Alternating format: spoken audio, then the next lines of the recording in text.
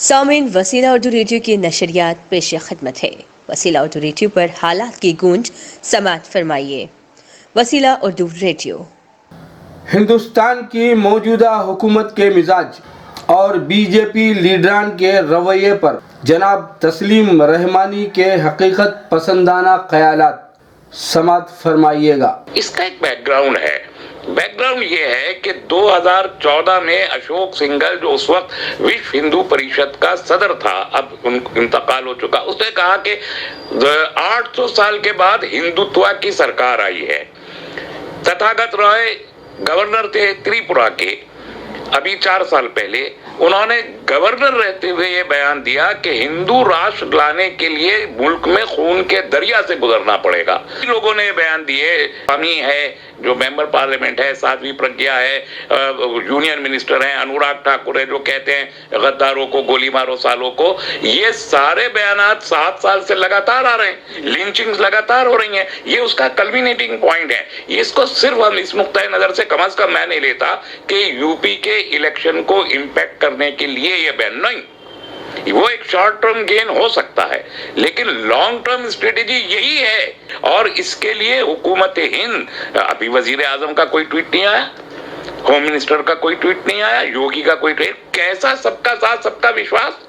یہ جو جھوٹے نعرے دیے گئے ہیں، جو جملے بازی کی گئی ہے، اس میں وزیر اعظم خود ذمہ دار ہیں، اور چونکہ انہوں نے کوئی ایکشن نہیں لیا، بی جے پی کی سرکار ہریدوار میں اتراچل میں موجود ہے، وہاں کا مکھ منتری کچھ نہیں بولا۔ اس کا سیدھا مطلب یہ ہے کہ جو فاسسٹ ریجیم مرکز میں بیٹھا ہے وہ شے دے رہا ہے ان لوگوں کو کہ تم بیان کرتے کرتے عادت اور مزاج بنا دو کہ جب جینوسائیڈ ہو، جب ملک میانمار بنے، جب ملک سیریا بنے، جیسا شری روی نے کہا تھا کہ ملک میں بابری مسجد کے معاملے میں کہ اگر نہ دی تو سیریا، ارے بھیا دے دی تب بھی سیریا بن رہا ہے۔ تو سیریا اور میانمار بنانے کی یہ دھمکیاں صرف دھمکی نہیں ہے، یہ اس پر عمل درآمد کریں گے۔ لیکن ایک بات ہمیشہ مسلمانوں کو یاد رکھنے چاہیے، ہمارے پاس کھونے کو کچھ نہیں ہے، انڈسٹری ہمارے پاس نہیں ہے، ٹریڈنگ ہمارے پاس نہیں ہے، بڑے ادارے ہمارے پاس نہیں ہے، گورنر ہم نہیں ہے، مکھ منتری ہم نہیں ہے، کیبنٹ منسٹر ہم نہیں، کچھ نہیں ہے۔ جانیں خالی ہاتھ میں لیے ہوئے 2 وقت کی روٹی اور اپنی جان ہاتھ میں لیے ہم کھڑے۔ 20 لاکھ کو کوئی مارنے آتا ہے تو 1 لاکھ وہ بھی خود بخود مرے گا نیچرلی، اور وہ ایک دن میں نہیں ہوگا، وہ مہینوں اور سالوں میں لگیں گے اس پروسیس میں۔ تو خون کا دریا، جو انارکی، جو خانہ جنگی یہ ملک دشمن لوگ یہاں بپا کریں گے، اس کے نتیجے میں ساری دنیا کا جو انویسٹمنٹ ہے وہ یہاں سے واپس جائے گا، اکنامی ہماری ٹپ ہوگی۔ ہمارے نارتھ ایسٹ سے لے کے نارتھ ویسٹ تک جتنے بارڈر انسیف ہیں، وہاں جو آرمی ہماری سرحدوں کی حفاظت کر رہی ہے، آرمی کو وہاں سے بلا کے اور یہاں ان گلی کوچوں میں لگانا پڑے گا، سرحد غیر میں ملک ٹوٹے گا۔ اور یہ اس لیے میں کہتا ہوں، یہ مسلمانوں کو نقصان پہنچانے کی بات نہیں کر رہے ہیں، یہ ملک کو نقصان پہنچانے کی بات کر رہے ہیں، یہ ہندوؤں کو نقصان پہنچانے کی بات کر رہے ہیں، کیونکہ روزگار چھنے گا۔ یہی تو بیوقوف ہے، اسی کو سوچنا چاہیے، اس ملک کے ہندو کو یہ بات سوچنی چاہیے کہ جب وہ یہ کہتے ہیں کہ 10 سال نہیں رہے گا تو 10 سال بھوکے مریں گے۔ اور یہ اتنے جاہل لوگ ہیں اور اتنے گدھے ہیں کہ اگر 10 سال میں اکنامی کوئی پیچھے ہو جائے تو کیا وہ 10 سال میں ریکور ہو جائے گی؟ 10 سال اکنامی پیچھے کرنے کا مطلب ہوتا ہے ملک کو 1000 سال پیچھے دھکیلنا۔ تو یہ اگر 1000 سال پیچھے لے جانا چاہتے ہیں، اور بھارت جس کو RSS اکھنڈ بھارت بنانا چاہتا ہے، تو یہ تو وکھنڈ کرنا چاہتے ہیں، توڑنا چاہتے ہیں، ملک کو توڑنا چاہتے ہیں۔ آپ دیکھ لیجئے، میں کتنے دن سے کہہ رہا ہوں، آپ سے بھی کئی بار کہا، پنجاب میں سامنے آ گئی چیزیں کہ خالستان کا موومنٹ کھڑا ہونے لگا، کشمیر میں بے چینی پہلے سے موجود ہے، نارتھ ایسٹ کی 7 ریاستیں اپنے آپ کو الگ کرنا چاہتی ہیں، 9 ریاستیں اس ملک سے الگ ہونا چاہتی ہیں، اور اس کے بعد ساؤتھ انڈیا کی پالیٹکس بالکل الگ ہے۔ ایسے میں ملک کو توڑنے کا کام یہ یتی جیسے لوگ کر رہے ہیں، اور اس لیے نہیں کہ انہوں نے مسلمانوں کو کہا، ان کو اس لیے گرفتار کر کے پھانسی پہ چڑھانا چاہیے کہ ملک کو توڑنا چاہتے ہیں۔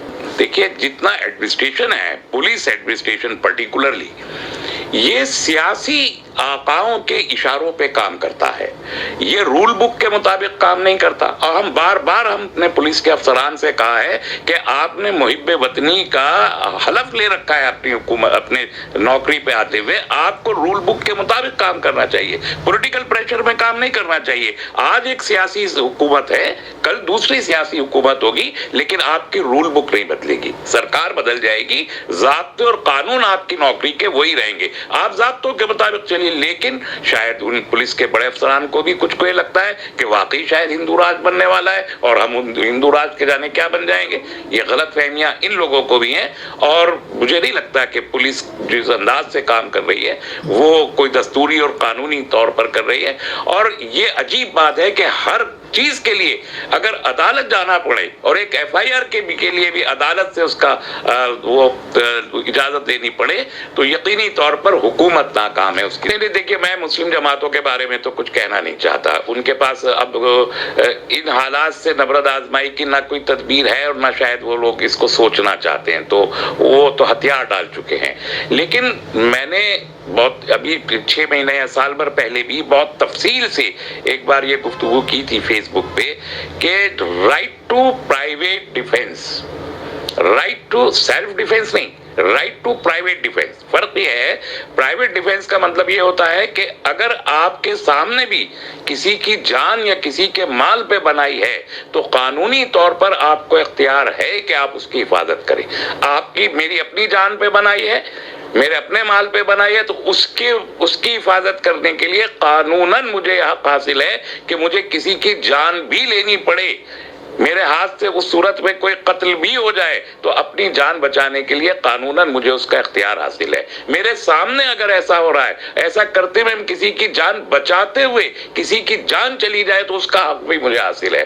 तो मुसलमानों को इन कवानीन को समझना चाहिए जो राइट टू सेल्फ डिफेंस हैं, राइट टू प्राइवेट डिफेंस हैं, और उसका इंतजाम खुद को कर। अब तो खुलेआम कह दिया 20 लाख लोगों को हम कत्ल करेंगे, तो अगर 20 लाख लोगों को कत्ल करने के लिए कोई कातिल आपके दरवाजे पे भी पहुंच जाए तो उसका मुकाबला अपनी जान बचाने के लिए आप जरूर छेड़िए, किसी को नहीं, लेकिन कोई आ जाए तो ये बात वजीर आजम ने भी कही थी, छेड़ना नहीं मगर छोड़ना भी नहीं। तो आप भी छेड़िए, किसी को नहीं, लेकिन अगर आपकी जान पे बनाए किसी की भी तो छोड़िए भी हर किसी नहीं, और इससे मुल्क बचेगा, आप सिर्फ नहीं, मुल्क बचेगा। आइए सदाए शेर व अदब में खुमार बारा बंकवी का कलाम सुनते हैं। नहारा है इश्क और न दुनिया थकी है, नहारा है इश्क और न दुनिया थकी है, दिया जल रहा है हवा चल रही है, दिया जल रहा है हवा चल रही है, नहारा है इश्क और न दुनिया थकी है, दिया जल रहा है हवा चल रही है, दिया जल रहा, सुकून ही सुकून है, खुशी ही खुशी है, सुकून ही सुकून है, खुशी ही खुशी है, खुशी ही खुशी है, तेरा गम सलामत मुझे क्या कमी है, वाह वाह तेरा गम सलामत, वाह वाह आदब, सुकून ही सुकून है, खुशी ही खुशी है, तेरा गम सलामत मुझे क्या कमी है, तेरा गम सलामत। तेरा सा मतलब सुनिए कि वो मौजूद हैं और उनकी कमी है, वाह अच्छा मिसरा, वाह वाह वाह, वो मौजूद हैं और उनकी कमी है, محبت بھی تنہائی یہ دائمی ہے، محبت بھی تنہائی یہ دائمی ہے، محبت۔ اور یہ مطلب ملاحظہ کیجیے گا کہ کھٹک گدگدی کا مزہ دے رہی ہے، کھٹک گدگدی کا مزہ دے رہی ہے، جسے عشق کہتے ہیں شاید یہی ہے، جسے عشق کہتے ہیں عرب۔ کھٹک گدگدی کا مزہ دے رہی ہے، جسے عشق کہتے ہیں شاید یہی ہے، جسے عشق کہ۔ اب یہ شعر نظر آپ حضرات کی ملاحظہ ہو، وہ ہر ملک کا آدمی عالم ہے۔ شعر سنیے۔ چراغوں کے بدلے مکان جل رہے ہیں، چراغوں کے بدلے مکان جل رہے ہیں، نیا ہے زمانہ نئی روشنی ہے۔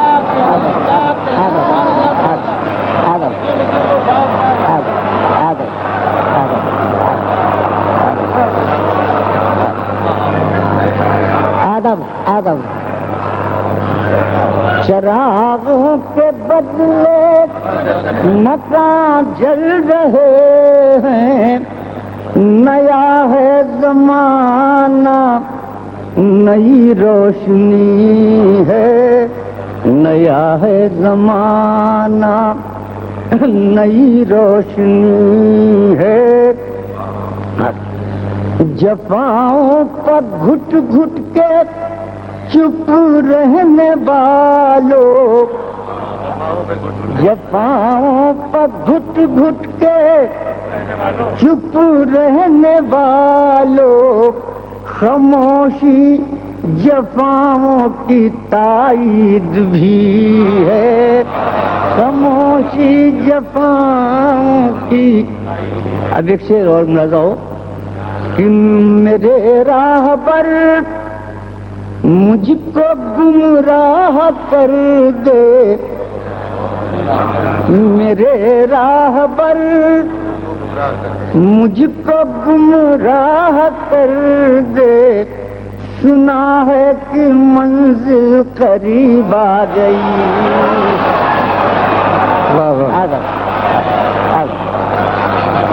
میرے راہ پر آدم، میرے راہ پر مجھ کو گمراہ کر دے، سنا ہے کہ منزل قریب آ گئی ہے، سنا ہے کہ منزل آدم۔ میرے راہ پر مجھ کو گمراہ کر دے، سنا ہے کہ منزل قریب آ گئی ہے، سنا ہے۔ اور یہ شعر ہے جو سچا شعر ہے، سن لیجیے کہ ہمارے بلانوش قمر صاحب، کہ ہمارے بلانوش تو اور توبہ، تمہارے بلانوش تو اور توبہ، تمہارے بلانوش تو اور توبہ، تجھے زاہدوں کی نظر لگ گئی۔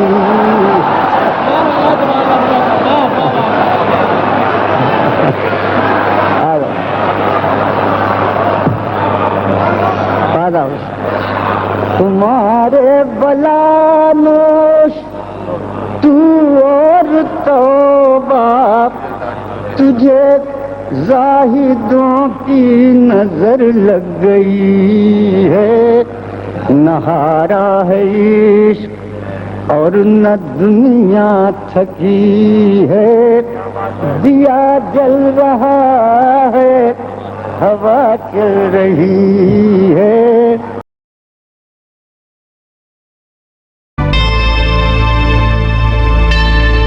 Subscribe to my channel and also press this bell icon so you can get latest video notifications.